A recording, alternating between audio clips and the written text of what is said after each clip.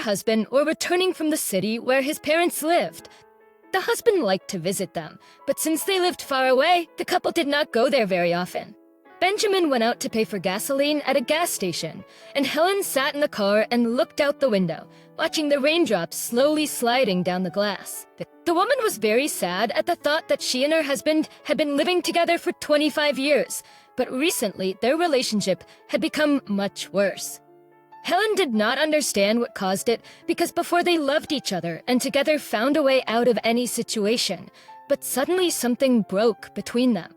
The woman remembered the person Benjamin had been before: jolly, kind, reliable, and always ready to help. Now she saw a sullen, serious, and almost alien person in front of her. Perhaps the reason was a change in her husband's job. When Benjamin was promoted to a senior position, his work took up a lot of time and the family gradually faded into the background. Helen never resented her husband because he dreamed of a promotion so that his family did not need anything. But in her heart, she was anxious. However, paradoxically, money did not bring the happiness she and her husband had when he was a junior manager. The only thing that made Helen happy was that she and Benjamin had raised two beautiful daughters, Angela and Molly. Angela was already a student and lived in another state, while Molly went abroad for an internship a few years ago, married a man, and was expecting her first child. Despite her husband's cool attitude, a better life couldn't have been wished for. Benjamin returned to the car and interrupted her memories. Irritated, he slammed the door and they drove away in the direction of the house. Helen again stared out the window and sunk into her thoughts. She had been a housewife all her married life, taking care of the house and her husband and raising her daughters. Benjamin believed that his wife should not work and therefore always fully provided for her. But lately, when their relationship soured, the woman had almost no money of her own. They went shopping together and it was always her husband who paid for it. Helen could not remember the last time she bought something for herself. Her best friend, Nora, repeatedly advised her to find at least a part-time job, but her husband was adamantly against it. Helen felt that Benjamin was afraid to stay without the comfort of home, because if she went to work, the house would not be as clean, and in the evening, a delicious dinner would not be waiting for him. She often offered him the option, but he always refused.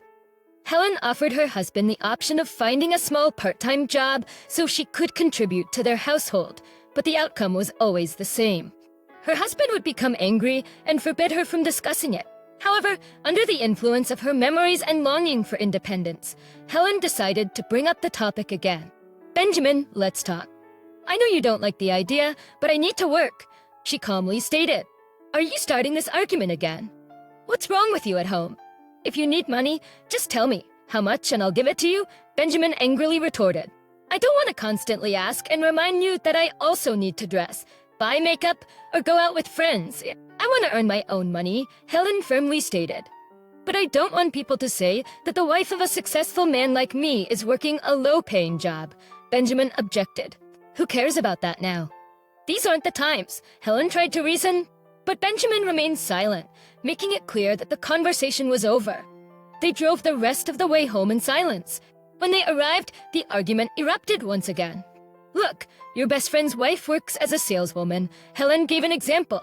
"Are you crazy? You don't appreciate anything. Just think about it.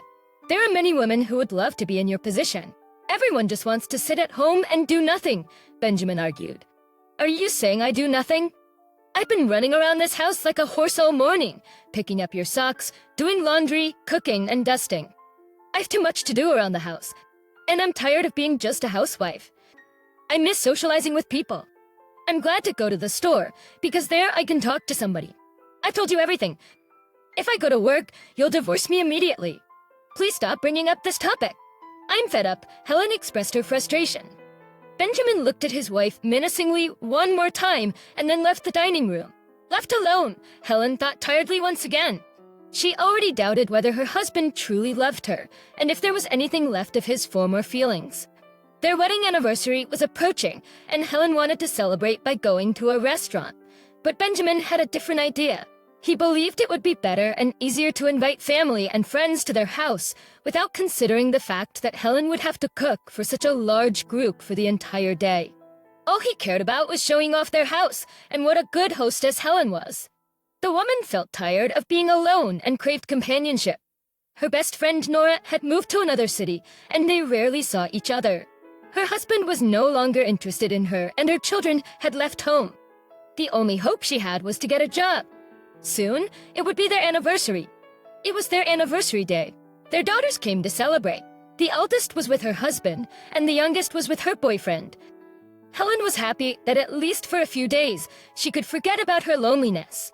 The woman chatted cheerfully with her daughters in the kitchen as they prepared the celebratory dinner and listened with interest to how busy their lives had been. But the daughters could not help but notice that their mother was troubled. "Mom, what's going on with you and Dad?" Angel asked excitedly. "What are you talking about, honey?" "We're fine," Helen said quietly, trying to remain calm. "Are you sure? I think there's something you're not telling me." "If you wouldn't tell me, I will talk to Daddy," Helen protested. But it was difficult to change Angela's mind. She was determined to talk to her father about the situation because she believed that her mother did not deserve such treatment. Benjamin, on the other hand, was reverent towards his daughters and diligently portrayed himself as a caring husband. He constantly hugged his wife, showered her with compliments, and even gave her a huge bouquet of flowers. Helen was happy. She thought that her husband was influenced by the conversation with his daughter, and that now everything would be fine. But when the daughters left, Helen's happiness melted away without a trace. The woman realized that it was all just a facade and that they would never be the same as before. Benjamin returned to his usual state of mind, and the expression on his face did not bode well for her. "What are you telling our girls about our relationship? You're trying to turn them against me," thus said the man angrily. "We're teachers. I didn't tell them anything." "Angela guessed it herself, that you and I are having difficulties," said Helen, feeling confused. "Never dare to say anything bad to them about me, but you're always making me uncomfortable." Helen was upset, and Benjamin abruptly rose from the sofa and slammed the door, leaving the house. He returned towards nightfall. The couple did not speak and silently went to their rooms. Helen could not sleep and kept thinking about what to do and how they would live together. They would never be able to be a couple again, but the thought of divorce frightened her because then she would be all alone. The woman had no idea what she would do then. Because she still had feelings for Benjamin, she decided to make one last attempt to restore at least some kind of peace between them. But no matter how much she cared about Benjamin, he only responded with aggression, gradually distancing himself completely and even stopped coming home. Helen slipped further and further into the abyss of loneliness. One day, while shopping, she overheard a conversation between two cashiers that changed her life dramatically. One of the women was telling her that her acquaintance had opened a new hotel downtown, and now she was looking for maids. Helen suddenly realized that this was her chance to try to change something in her life. She timidly apologized for inadvertently overhearing the conversation, said she was just looking for work, and asked for the number of the hotel manager. Inspirations, after receiving the required number, Helen thanked the woman and went out into the streets. Her heart was beating frantically, and she could not believe that she was going to go against the will of her husband. To avoid unnecessary scandals, Helen decided not to say anything to him, though even the thought of deceit disgusted her. But there was no other way out. In order not to change her mind, the woman immediately called from the car and arranged a meeting at the hotel tomorrow to discuss all questions of her employment. The hotel hostess said goodbye, and Helen stood for some time, happily smiling. She was overwhelmed with emotion. At last, something would change in her life.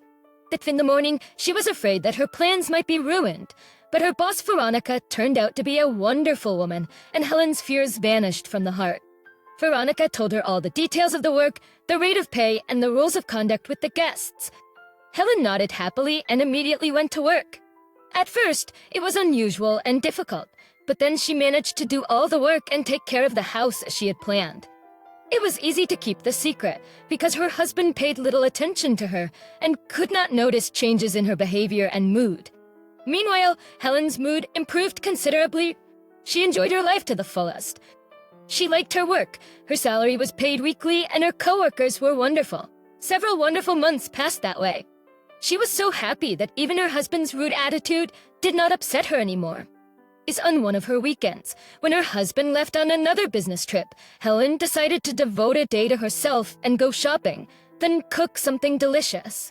But when she returned from shopping, her boss asked her to cover for her colleague who had fallen ill. Helen saw no problem and agreed. After a while, she received a complaint from one of the rooms she had cleaned. Guests complained about dust in the room and the lack of drinks in the minibar. Helen rushed to fix the problems. When she entered the room, she did not see anyone and only heard the sound of running water. She began to dust and make the bed, and when she finished, she saw a young woman in her 20s with wet hair. Her body was wrapped in a bath towel. The woman was indignant and showed her the complaints. Indignant and showing her displeasure, Helen demanded to be treated as a regular customer. She listened in silence, smiling politely. The young woman wanted to say something else, but then a voice came out of the bathroom, and Helen would have recognized it from 1,000 others.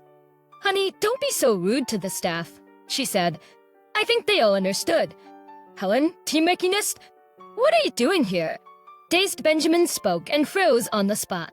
"Hello, my darling. How was your business trip?" Helen sarcastically remarked. She was unbearably pained, but she tried not to cry, so as not to show weakness in front of this man, unworthy of her tears. Benjamin was clearly shocked. He, in no way, expected to see Helen here, and the only thing he could say in justification was that the young woman was his colleague. "Do you take showers with all your colleagues?" asked Helen, looking at her husband's wet hair and bathrobe. Benjamin tried to grab her arm, but Helen ripped her arm out, threw a rag at her spouse, and left the room. The young mistress watched with a grimace of displeasure at her lover's unsuccessful attempts to hold onto his wife. Then she quickly dressed and tossed him goodbye, all while thinking of what she thought of him, and left the room. Pursuing after her, Benjamin did not try to catch up with her. Now he only cared about Helen. And her behavior surprised and greatly enraged him. Helen went to the boss's office, and after explaining the whole situation, asked to be allowed to go home.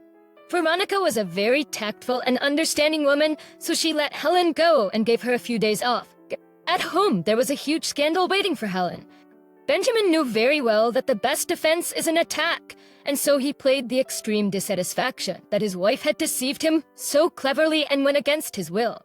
Helen, on the other hand, in a crystal calm rage, reproached her husband for adultery, and even with a woman younger than their daughter. "Benjamin, we're getting a divorce," the woman said firmly. "Who needs you? Don't make me laugh. You'll stay alone and beg me to come back." Benjamin yelled angrily, "I'll be fine. You'll see." Having calmed down a little, Benjamin tried to appeal to Helen's mind, and even promised to improve their relationship, not yet believing that his wife was capable of leaving him. He had almost begged Helen and assured her that he did not need anyone but her. But the woman was adamant. Soon, the couple divorced. They exchanged the house they had built together in the hope that it would become a cozy family home for them, and Helen got her own separate apartment. Sometimes Benjamin made attempts to reconcile with his ex. With his ex-wife, Helen hated even seeing him, much less talking to him. He finally realized that he would never meet a better woman, but it was already too late. Sometimes Helen shared her worries over the phone with her friend Nora, the one who had moved to another city several years before. Nora was always trying to support her, and one day she had a wonderful idea. In her city, she unexpectedly met their classmate Paul, who had also recently divorced, and she decided that he and Helen should meet again. They'd been friends once when they were young, but then their paths parted. Nora invited a friend to come and visit her, and Helen, who was just on vacation, agreed. Nora did not let Helen get bored, and one day arranged for a meeting between Helen and Paul. Helen did not immediately recognize this handsome, positive person as a friend from her youth. They quickly found a common language, and Helen couldn't help but notice to herself that Paul's age suited him extremely well, and that he hadn't changed at all in his soul. Soon, Helen and Paul realized that they were strongly attracted to each other. Back in their youth, Paul had been in love with her, and even wanted to confess his feelings to her. But when he heard that she was getting married, he decided to disappear from her life. And now, a quarter of a century later, he had a new chance to win over this beautiful woman. Helen hesitated at first to reciprocate Paul's feelings. After a brief visit, she left, but she couldn't stop thinking about him. She was both sad that she had not stayed with Paul, and at the same time ashamed that she had moved so quickly away from her husband, fearing the condemnation of her daughters and friends. But her daughters were on her side, and advised her not to care about what others say and just try to be happy. Meanwhile, Paul was determined not to give up. He came to Helen to convince her to give him a chance. The woman could not refuse him, and she never regretted it. She felt like a beloved woman again and responded to Paul in the same way. Soon, they got married, inviting only their closest friends and family to the wedding. Helen was overjoyed to have found a man with whom she was ready to spend the rest of her life.